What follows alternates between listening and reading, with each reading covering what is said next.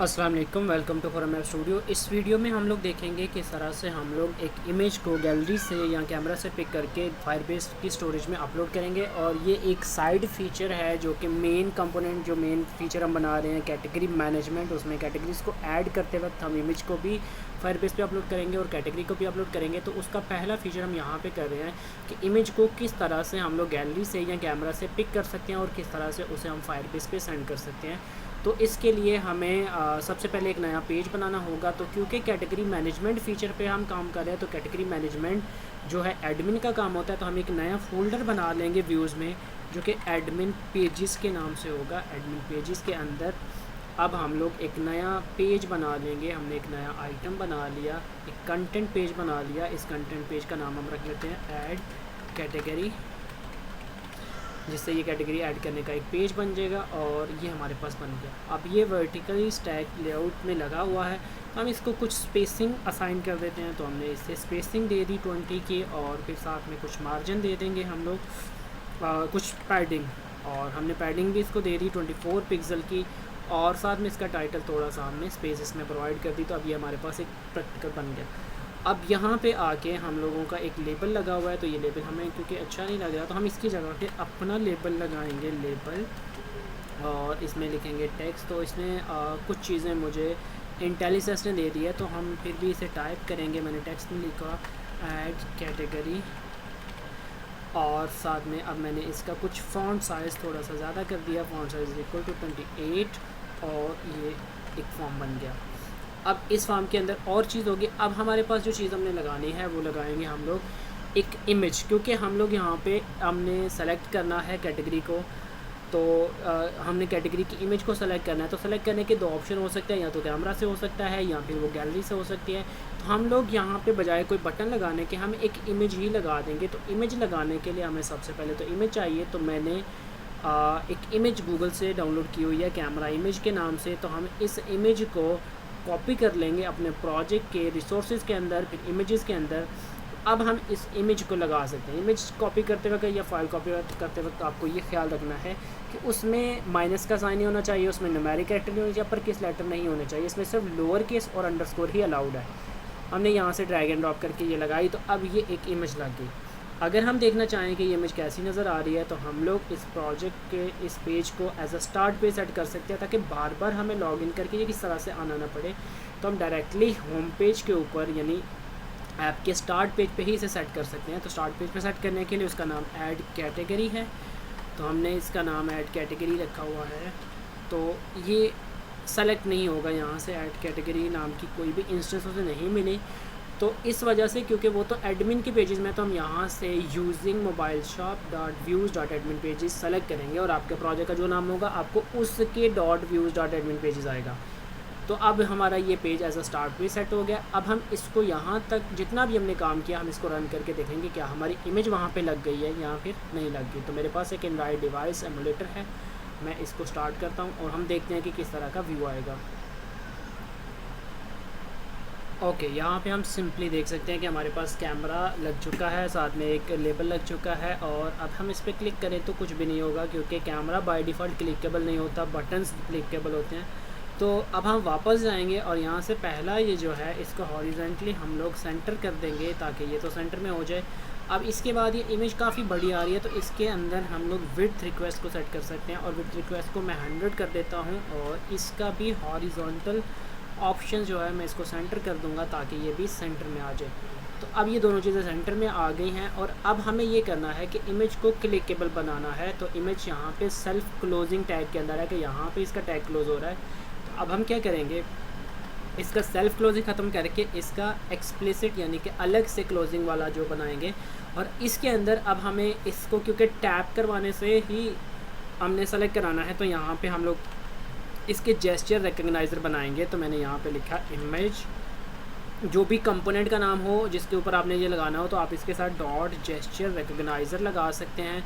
और जेस्चर रिकग्नाइज़र लगाने के बाद हम जो भी जेस्चर यहाँ पे लगाना चाहें, तो मैं क्योंकि टैप जेस्चर लगाना चाह रहा हूँ, तो टैप जेस्चर रिकग्नाइज़र, और यहाँ पे अब हम लोग टैप लिख सकते हैं, जैसे ऑन कैमरा टैप है इसका, इसका इवेंट बन जाएगा, यानी इसके ऊपर क्या करने से और कितने टैप करने से ये चीज़ होगी। तो मैंने यहाँ पे टैप यानी एक ही बार टैप हो तो ये काम चल जाए, तो मैंने इसे टैप जेस्चर रिकग्नाइज़र बना दिया है। और अगर मैंने इसका कोई नाम रखा होता तो फिर यहाँ पे कैमरा टैप जेस्चर रिकग्नाइज़र रखा जाना था नाम, तो इसको हम सेल्फ क्लोजिंग कर सकते हैं। तो अब इमेज के अंदर एक प्रॉपर्टी ऐड हो गई है जिससे ये जेस्चर को भी रिकग्नाइज़ करेगी, और जब भी कोई बंदा इस पर टैप करेगा तो कोई इवेंट फायर होगा और जिसका नाम होगा टैप जेस्चर रिकग्नाइज़र टैप्ड।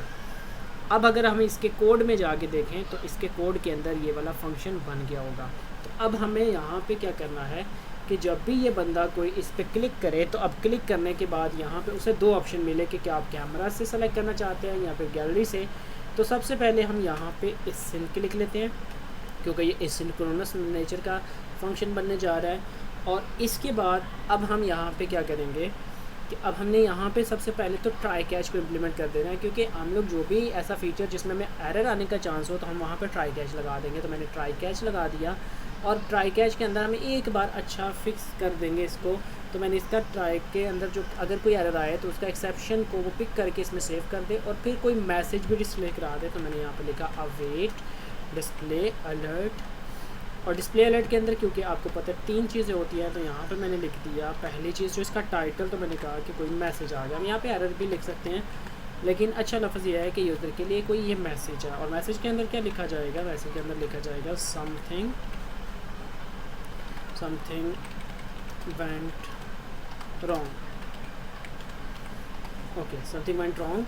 और अब इतना मैसेज काफ़ी नहीं है, हम साथ में उसका एरर क्या आया है वो भी दे सकते हैं। तो स्लैश एन लगाया ताकि नई लाइन पे आ जाए, तो साथ में लिखा एरर कि क्या एरर आया, और इसके बाद मैं यहाँ से जो EX के अंदर एरर है इसे सेव कर रहा हूँ। इसे मैं प्लस भी कर सकता हूँ कंकैटिनेशन के लिए, और दूसरा जो एडवांस वे है कि मैं यहाँ पे $1 का साइन लगाऊंगा और फिर इसके अंदर ही मैं किसी स्ट्रिंग को किसी प्लेस होल्डर को रख सकता हूँ। तो क्योंकि EX के अंदर हमारी सारी चीज़ें सेव है तो हम यहाँ से EX डॉट मैसेज, तो जो भी मैसेज होगा वो यहाँ पे आ जाएगा। और तीसरी चीज़ के यूज़र को जब मैसेज के समझ आ गया तो क्लोज़ करने के लिए वो क्या प्रेस करेगा, तो फिर मैं यहाँ पे ओके लिख देता हूँ कि यूज़र ओके प्रेस करे।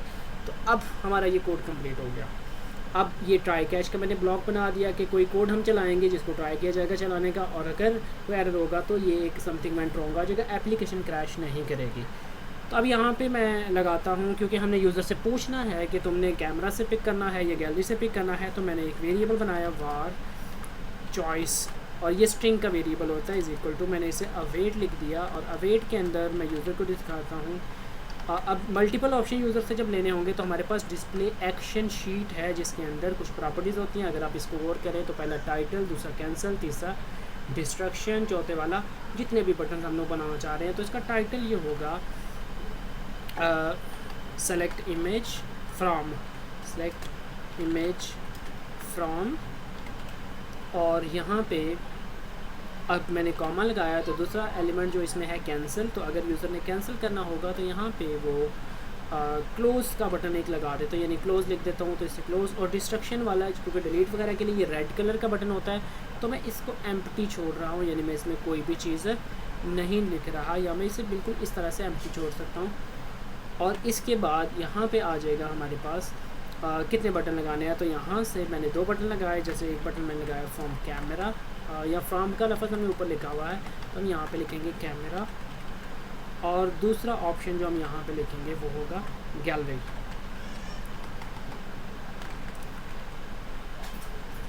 अब यहाँ से जब भी यूज़र क्लिक करेगा, यहाँ पे यूज़र उस पर टैप करेगा तो ये टैप का फंक्शन चलेगा और यूज़र को एक ऑप्शन मिलेगा कि आप इन दोनों में से किसी एक को सेलेक्ट करो। तो सपोज़ यूज़र ने जो चॉइस की है, यानी उसकी जो चॉइस है वो इज़ इक्वल टू जो है, सपोज़ किया मैंने कि अगर उसकी चॉइस इज़ इक्वल टू है कैमरा, कि वो चाहता है कि मैं कैमरा से इमेज को पिक करूं, तो अब यहाँ पे ये वाला कोड चल जाएगा और इस कोड में हम लोग बाकी चीज़ें फिल करते हैं। तो अब उसने कंट्रोल से ये फॉर्मेट हो जाएगा। तो अब कैमरा से जब वो पिक करेगा तो अब हमें यहाँ पे कैमरा से पिक करने का कोड लिखना है। तो मेरे पास यहाँ पे इंटेलिजेंस ने ये कोड लिख दिया है, जैसे var फोटो अवेट डॉट, ये इसने कोड लिख दिया है कि आप लोगों ने जब फ़ोटो को पिक करना था तो किस तरह से आप फ़ोटो को पिक करेंगे और किस तरह से वो वहाँ पे इमेज में शो भी हो जाएगी। तो हम ये भी कोड यूज़ कर सकते हैं, इसे थोड़ा कस्टमाइज़ कर सकते हैं। जैसे यहाँ पे उसने एक कोड की बजाय उसने दोनों ही कोड लिख दिए हुए हैं, तो हम लोग इन्हीं कोड को यूज़ कर लेते हैं। तो मैं आपको समझा देता हूँ कि आपने लिखना क्या होगा। आपने लिखना होगा वार फोटो, यानी जो भी फ़ोटो अवेट मीडिया पिकर एक प्लगइन है जिसके अंदर दो फीचर हैं।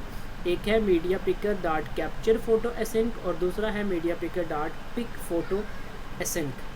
तो अब दोनों सूरतों में या तो कैमरा से फ़ोटो आएगी और या फिर आएगी गैलरी से, तो दोनों का कोड सेम ही है। यानी दूसरे ऑप्शन क्या है, if choice is equal to camera तो ये हो जाएगा, choice is equal to gallery तो ये हो जाएगा। और अब जब हमारे पास फ़ोटो एक आ गया, तो वो फ़ोटो जब आ गई तो फ़ोटो स्ट्रीम की फॉर्म में आएगी। तो जो बाइट्स की स्ट्रीम है वो इसको रीड करेगा और इसमें सेव करवा लेगा, यानी फ़ोटो के अंदर ये चीज़ सेव हो जाएगी। और बाद में इसे इसने बाइंड करना है किसके साथ, यानी जो भी हमारे इमेज का वहाँ पे लगा हुआ है तो उसके साथ बाइंड करना है।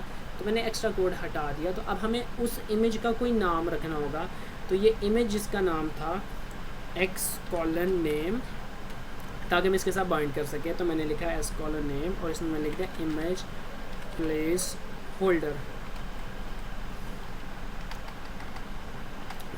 होल्डर ऐसे ही। अब मैंने यहाँ से इसे कॉपी भी कर लिया ताकि मैं इसे जल्दी से यूज़ कर सकूँ। और यहाँ पे मैंने कह दिया कि इमेज प्लेस होल्डर के अंदर जो सोर्स है वो ये लगा दो, चाहे तो इमेज गैलरी से आए या फिर वो इमेज कैमरा से आए, दोनों सूरतों में आपको यही करना होगा।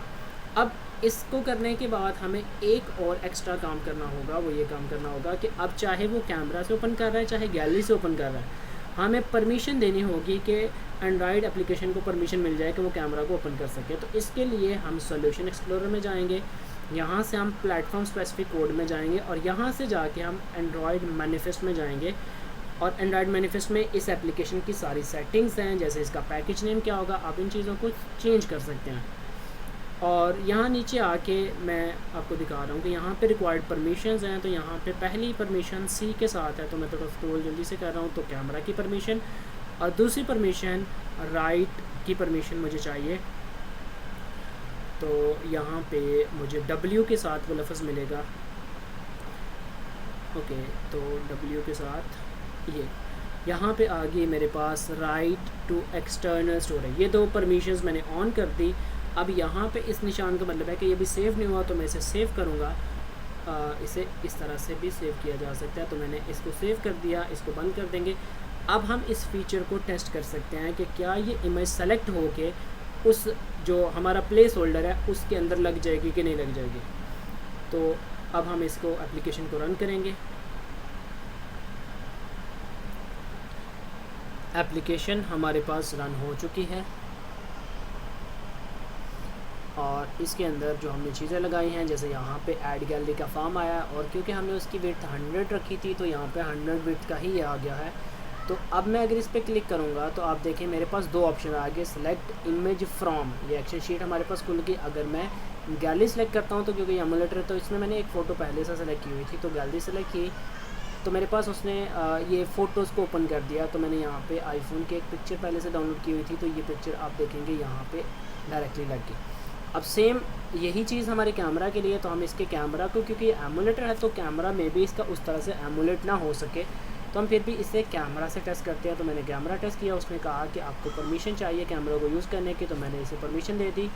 और यहाँ पे एक ऑप्शन आ गया कि ये जो कैमरा की परमिशन है इसके लिए आपको रियल डिवाइस चाहिए, यानी कैमरा डायरेक्टली एमुलेट नहीं हो रहा, इधर there is no camera on the device, तो ये कैमरा को सिमुलेट नहीं कर पा रहा। तो इसलिए अगर आप रियल डिवाइस से करेंगे तो ये कैमरा से भी इमेज सेलेक्ट होगी, क्योंकि मैंने ये फीचर टेस्ट किया हुआ है। तो आप लोग इसे टेस्ट कर सकते हैं। अगर फिर भी कोई एरर आए तो आप मुझे बता सकते हैं।